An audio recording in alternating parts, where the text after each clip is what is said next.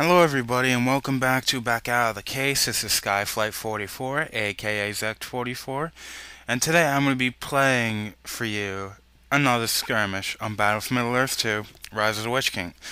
This one's going to be much different than the few skirmishes I've done on all the channels I've been on. This one I've tried doing is just tried making it as hard as possible.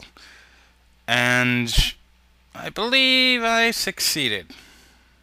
I definitely know I succeeded in making this a bit harder than I usually play. However, the idea came up from, was it like XX Ninja 360? Somebody by that name.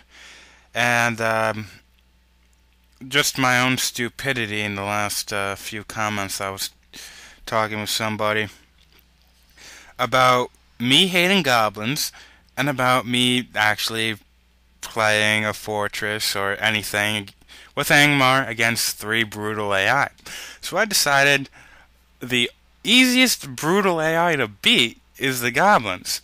I hate the goblins, period.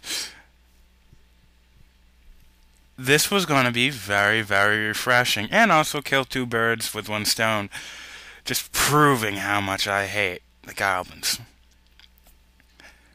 What are the goblins even good at? Rushing. What do I do to the goblins? I rush the hell out of them with thralls, and it works. It works, everybody.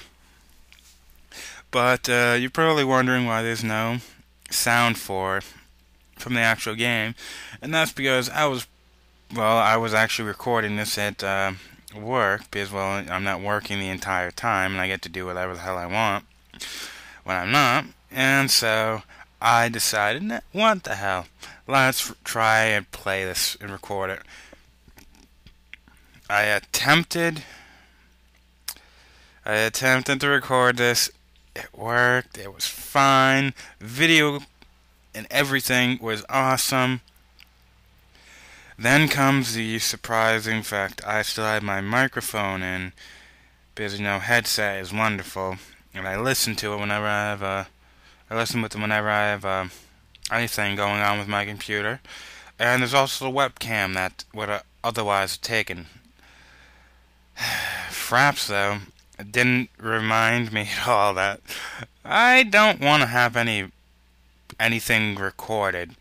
So, yeah, you will otherwise have heard the sounds of a bakery, which are surprisingly very, very loud.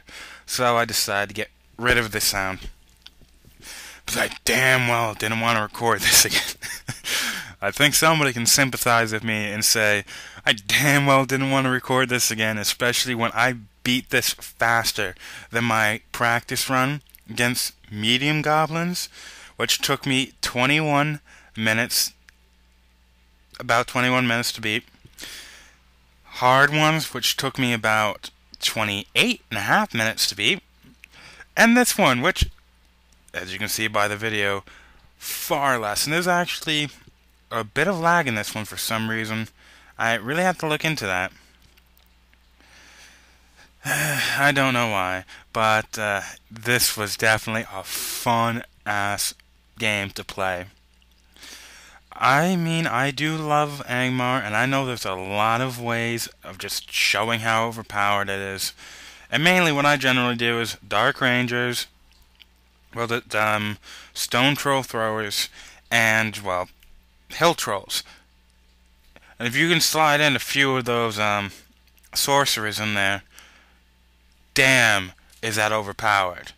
However, the thralls are also really, really wonderful in how they're cheap. They can be mass-produced very, very quickly. And you can make many different kinds of units from them. You have your axe throwers, which are cheap as hell. The base throw master is 100. The axe throwers give you about 50 added onto it, so 150 for the entire thing. Cheap, easy well, that axe throws, which, trust me, axe throws are awesome. There are also Rudar Spearmen, 150, very, very nice. I love using them, especially in the goblins, because they're good against monsters like mountain giants, those freaking drakes, I believe, also. Yeah, I think so. And also trolls. Though the trolls really isn't that very bad in this one. Yes, it is very nice. Not to mention there's also Shelob, which can be a complete bitch unless you have spearmen, and then it becomes a complete irrelevant threat. Empty threat, at least. But, yeah. There's also Gundabad orcs, which those orcs kind of suck. And there's also wolf riders. Wolf riders are nice, but they're cheap, generic cav, but they're useful. Very useful in a rush. And you can make them all out of the same throw, which really, really does save down on the how many different types of buildings you have to make. But yeah, that's one probably the worst thing for the men of the West. You have to make one building for cav, one building for archers, another for soldiers, another for siege, and another for upgrades. And by that point, well, let's just look for the dwarves. Archery range, well, at the forge, and just that Hall of Warriors. Isengard's just as simple.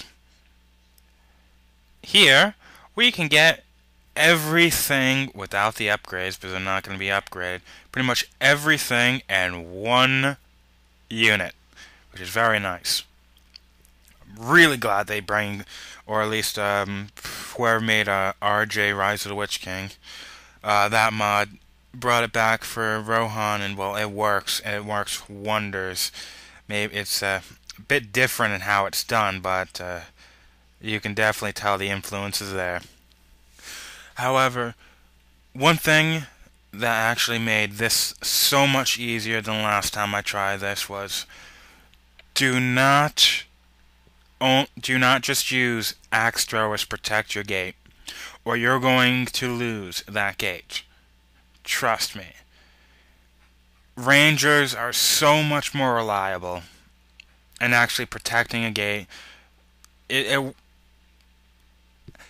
Longer range, just as good on the goblins for the general infantry. And when you have that gate up, the AI on your units tend to want to move over and leave the gate to reach somebody that they can see is close to the gate, but they can't reach. Generally, Dark Rangers can reach them, Axe Throwers cannot. But during this actual strategy, it's best to move for the wind power. The wind power is awesome because it just screws with your opponent. Doesn't really do much damage, but stuns them for a few seconds. Really, only a few seconds. But with archers, with axe throwers, that is still worthwhile because getting them stunned for a few seconds really, really does help. War Chant, you might want to go for War Chant. I believe War Chant's not going to send you on the, you don't technically need it to get the Gundabad Orcs, I don't think. Yeah, you don't need it. But, you're going to want to get the Summon Orcs power just to boost your, boost how many units you have. The, you're going to have to, though, get the Frozen Land, because you need the Mountain Giant spell.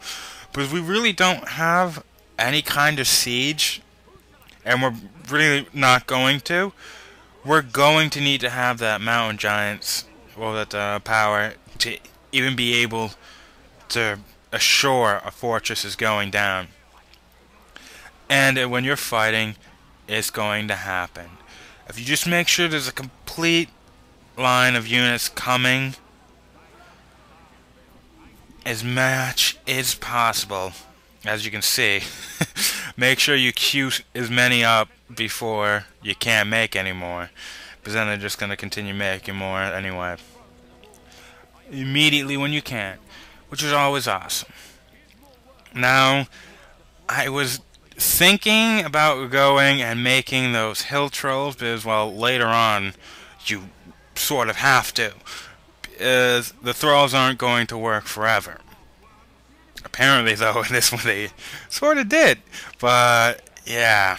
If you can actually get that first fortress down, that's it. That's all you need to do. You're taking out that first opponent before they are all completely rooted in. You'll have a much easier of a time. Trust me. Trust me. You'll have much easier time trying to do this. But you might want to bring in a lot of wolf riders. It is very expensive, but the wolf riders will get a lot of use out here, and will actually be a lot better for just the mobility, getting in here and continuously adding in pressure. But those axe throwers, what you really... Using axe throwers just gives you a much better chance of destroying some kind of building, because it has crush damage on it. And archers don't generally... They're not very useful in taking down a fortress unless upgraded. Or really any kind of building, unless they're elite archers. But that's sort of... That's not entirely the best line of work for them either. But yeah, just continuously put on pressure with them, and they're eventually going to fall. Use your powers as much as possible, and make sure you use them right. You're not going to have many chances to use your powers. Especially the later powers, 15 and up, you're most likely not going to be able to use more than twice before you're going to die with them. But for the most part, take out. Just please take out all their unit making buildings. If you can do that, this becomes so much easier, because they can't do shit to you. If you can swarm them and they can't swarm you, because trust me, goblins have an uncanny ability to swarm the hell out of you if given the chance. Especially when they have upgraded goblin caves. Oh, all of their units just... They're not very strong, except those half-troll, swordsmen and pikemen, which, holy crap, those marauders and swordsmen are so freaking powerful. They're like hill troll lines of useful. And I mean, I love those guys, but damn. Other than that, they're weak as hell. And it's not like we're using Angmar, where the hill trolls are pretty much one of the reasons you get the upgrades. You don't really want to get upgrades for goblins, because, well, that's really all you're going to be using the upgrades for. And they die, and they're supposed to be used in a rush-like faction. That rush fashion is horrible when trying to use upgrades. You just can't do it. However, let's just say that you actually had the money to do so. They half-troll marauders still can die easily. Oh crap, fire drakes, bastards. Damn it, I hate fire drakes. They suck so much. They're not... They can do a lot of damage, especially they can wreak havoc on an army like mine, which are unupgraded, cheap, and throwaway units. They can do wonders on it. However, they're kind of weak, and I remember them being kind of cheap for all the other hero units, and they can be spammed so much, and I hate them. They die and then they come back. They die and they come back, and it. Not to mention, when you're attacking, they're small little targets in the midst of a huge army of cannon fodder that they have. I don't like the goblins because if the goblins are completely outmanned in actual power, by far, that it just becomes so... It's not so much fun anymore playing as them. When, especially late game, you're going to get your ass kicked no matter what. They do have some nice powers, such as Scavenger, which that is an amazing power to begin with, but that's really it, in my opinion. That really is it. There's nothing worth using in the goblins. A lot of... I will say Spider Riders are awesome, but they can't get heavy armor, so they are just as easy to take out as Warg Riders, if not maybe a little bit easier. Though they do have... They can go into a... What was it called? They can be archers as well, which is awesome. But trust me, not worth it in the slightest. And with that, that's going to be my second fortress down. And that's the second brutal down. This is going to be over so easily. However, the last one is definitely going to be the one. Gotta try kicking your ass. The other ones, it doesn't take too much. But Thralls by this point are starting to go out of style. They're way too weak to really do as much as they should. But especially if you do have Dark Rangers, which Dark Rangers, only way to go and protect your gate. Axe throwers suck. If you do have a lot of those, you can wreak havoc with your especially opponents' builders, which stop them from building anything and expanding. That's how you stop the goblins. If they can't expand, they can't do shit. Goblins... oh, sorry, I had a cough there. Couldn't mute it quick enough. That the goblins, huge expansionist. And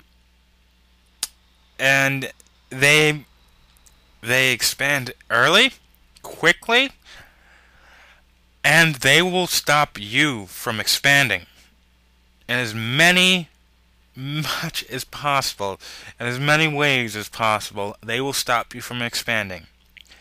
But by late game, if they don't have the economy to continue their rush style, they're screwed. Like right now, they're completely screwed. And there's my stupid AI trying to get out the little hidden gate than that one. But yeah, goblins suck because of that. I'm as you can see, I'm very defensive. Rush style is not my style. So it's kind of tough for me to really get just to love Rush Army. But it works. It definitely does work. Me making a fortress, me using the tougher factions in unit strength, not as much as how they can keep units, or their production of units, I should probably say.